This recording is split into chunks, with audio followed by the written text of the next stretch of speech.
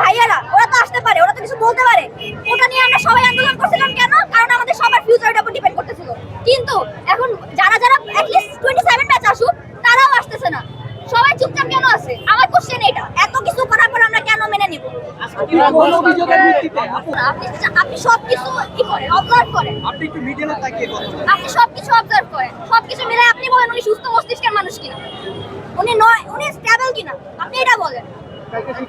ওনার দুঃখ ধরে আমি পানি খাবো? হ্যাঁ, ওনার দুঃখ দিয়ে পানি খাবো। কটা মানুষের স্বপ্ন ভাঙছে, কটা মানুষের স্বপ্ন ভাঙছে। যারা বুয়েট টার্গেট, তাদের কি 90 আপ না উঠলে তারা একটা মেয়েকে সুইসাইড করছে? ও তো জানতো না, ও তো সুইসাইড করার আগেও জানতো না যে কোশ্চেনে ভুল ছিল। ও কি জানতো? ওর প্রাণেরই যায়। আমাদের সাথে যে ক্ষতিটা হয়েছে ওইটা তো এখন ওনার দুঃখ দিয়ে আমরা পানি খাবো না। ওনার দুঃখ দিয়ে আমরা কি করবো?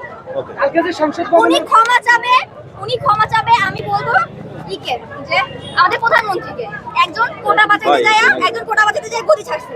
আপনি শিক্ষামন্ত্রীর বাঁচাইতে যায় উল্টাপাল্টা কিছু করেন। আমি এটাই বলতে চাই।